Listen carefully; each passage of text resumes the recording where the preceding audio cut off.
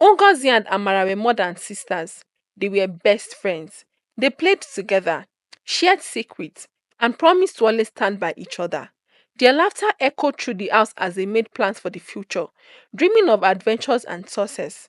But their home was far from perfect. Their parents argued almost every night, their loud voices echoing through the thin walls. Plates clattered, doors slammed, and air felt heavy with anger and resentment.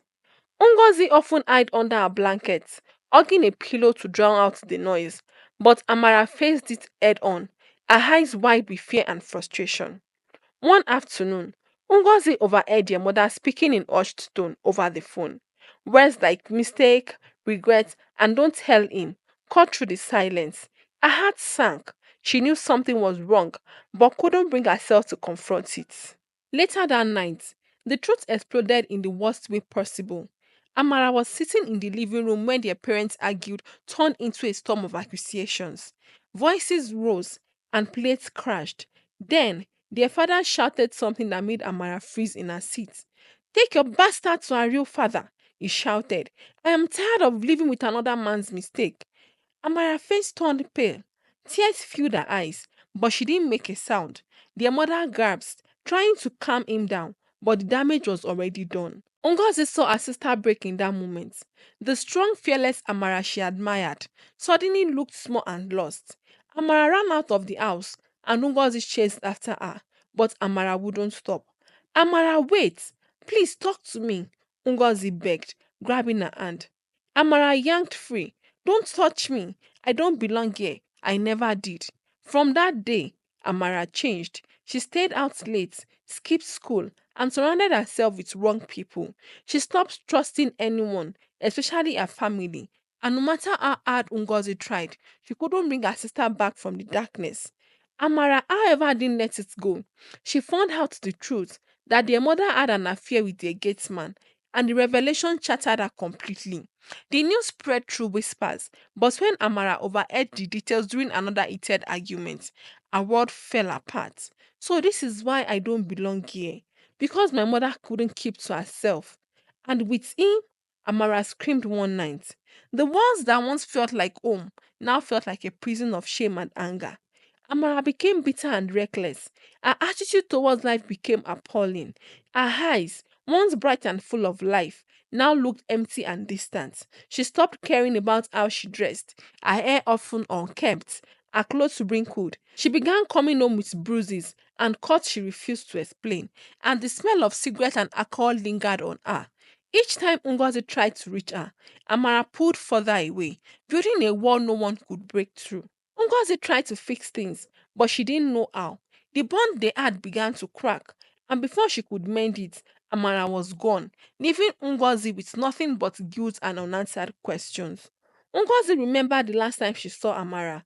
It was raining, and Amara stood at the door. Her eyes were red, but she refused to cry. Don't follow me, Amara said.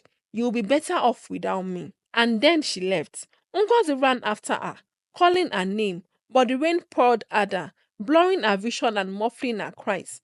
Amara's shadow faded into the darkness, swallowed by the night.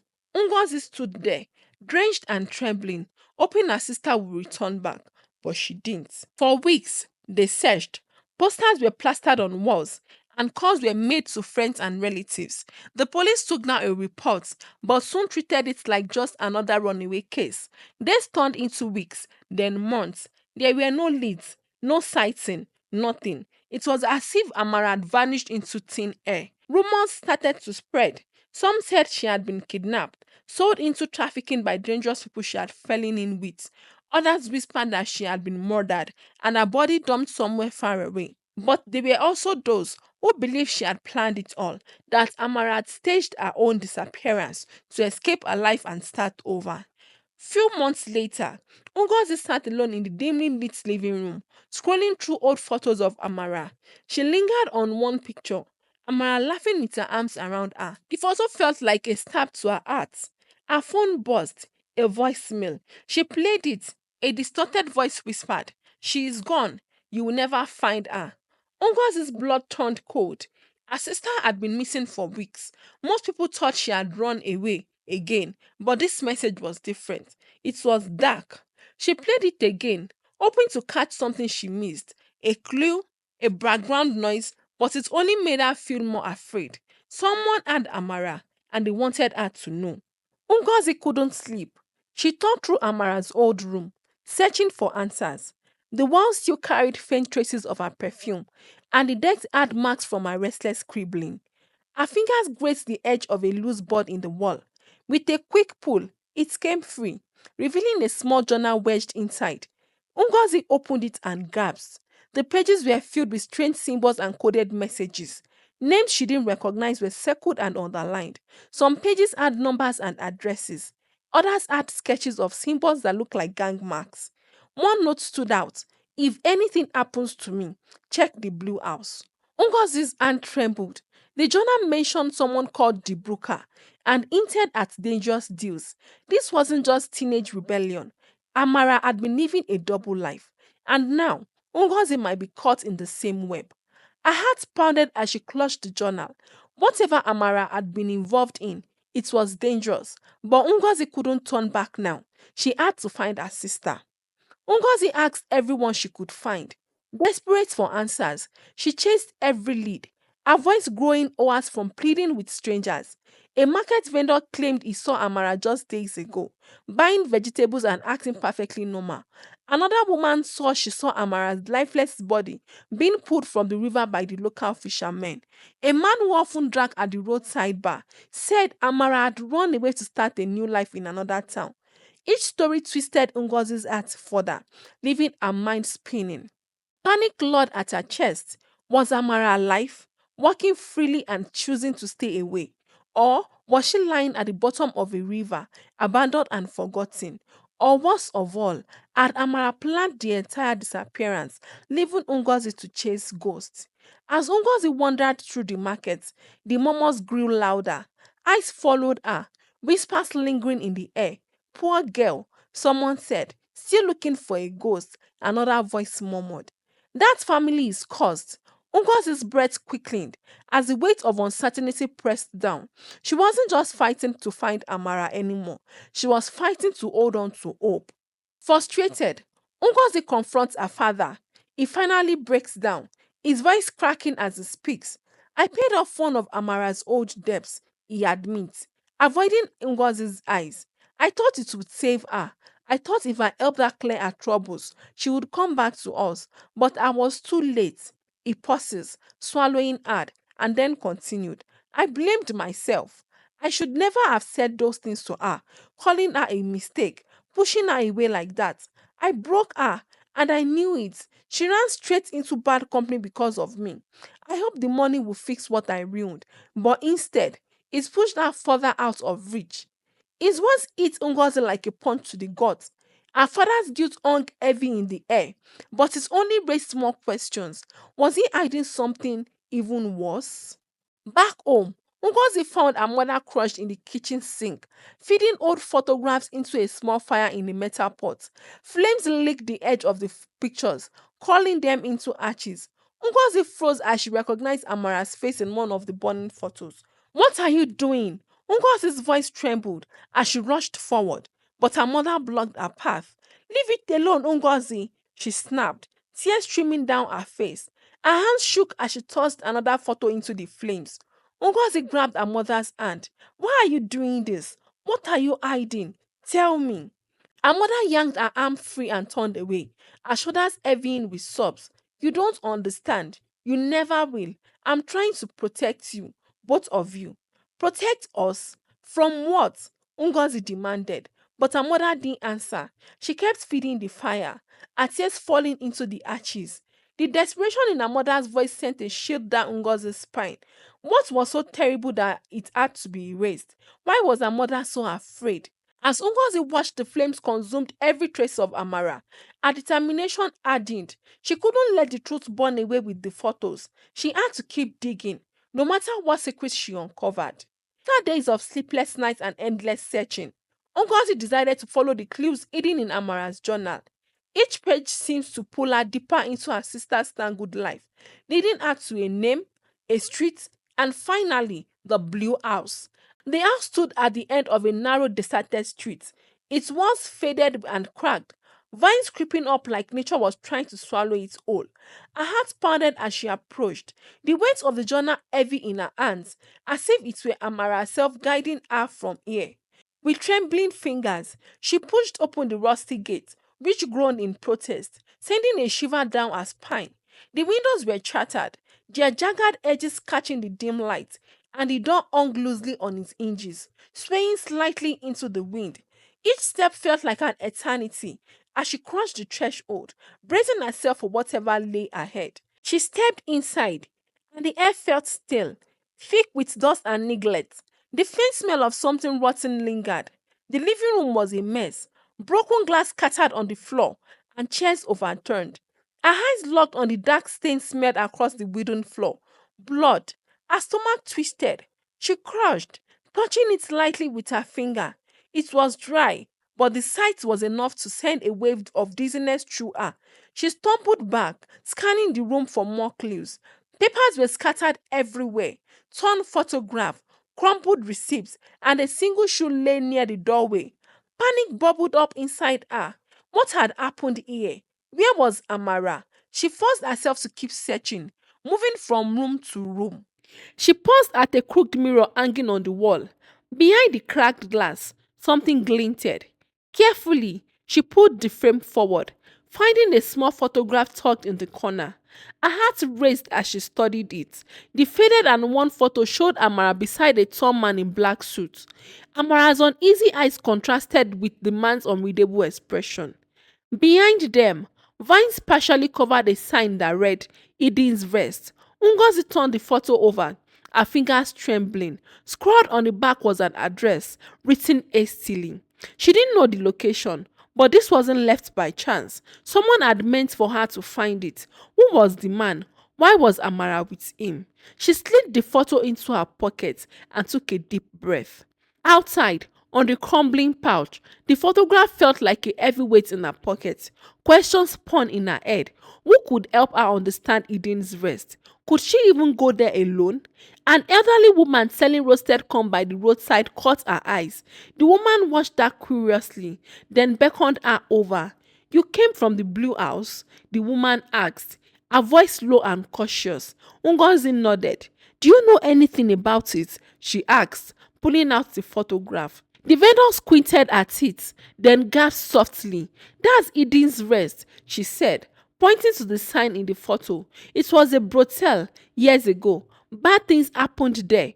That man, she tapped the suited figure, is called the Brooker, a very dangerous man. Ngozi's chest tightened. The Brooker? Who is he? The woman leaned closer, whispering, not someone you should meet, but if you must, go where trouble brews. Try the markets at night. Ask carefully. Child, some question invites danger. Clutching the photograph, Ngozi's heart pounded. The pieces of Amara's story fell into place, but they pointed to danger. She thanked the vendor and walked away, her resolve strengthening. The broker held answers, and she would find him. Ngozi arrived at the address from the photograph, standing before a run-down building with a sign that read Eden's Rest. She hesitated, gripping the photograph tightly. Was this the right place? The doubt lingered until a small voice broke through her thoughts. Looking for someone, a young boy asked, balancing a tray of snacks on his head. His eyes were sharp as if he saw straight through her. Ngozi nodded slowly, unsure how much she should reveal. The boy smirked knowingly and pointed towards a door at the side of the building. That's where the boss is, the broker, he said. Her breath caught. The name sent a chill down her spine. She glanced at the boy, who seemed far too casual for someone mentioning such a dangerous name. Are you sure? She asked, her voice barely above a whisper. He nodded. People come here all the time looking for him. Just don't make him angry, the boy added, his voice dropping to a serious tone. He doesn't like questions. Ngozi's grip on the photo tightened as she faced the door. It loomed ahead like a gateway to the unknown. Ngozi entered the dimly lit room, gripping Amara's picture tightly. The air reeked of cigarette smoke and damp concrete. Flickering monitors cast airy glow on stack of cash, documents, and empty bottles. This was a den of secret and power. Behind the large decks sat the broker, his sharp eye dissecting her every move. He leaned back, a smirk playing on his lip. "So you are Ngozi," he said, his voice smooth and menacing. "The stubborn sister." Ngozi's stomach shone, but she stood tall. "Where is Amara?" she demanded, her voice firm despite her fear. The broker chuckled darkly. "Amara, she is quite the fighter. She came to me, desperate to fix her mess, but her debts were more than money. She is in deep." Ngozi's breath quickened. "What did she owe you?" "Drugs," he said casually. "She took more than she could repay. She offered herself when debt piled up to protect you." Ngozi's breath edged. "You forced her into this." The broker raised an eyebrow, his smirk widening. "She made her choices," he said, his tone laced with mockery. "But if you are here, it means you are desperate enough to strike a deal of your own." Ngozi clenched her fist, her mind racing through every possible option. "What will it take for you to let her go?" she asked, her voice trembling but determined. "I'll do whatever it takes." He leaned forward, his steely gaze locking onto her. "Double the debt," he said, his voice dripping with menace. "Clear what she owes, and I'll pretend your sister never crossed my path." Desperate, Ngozi agreed.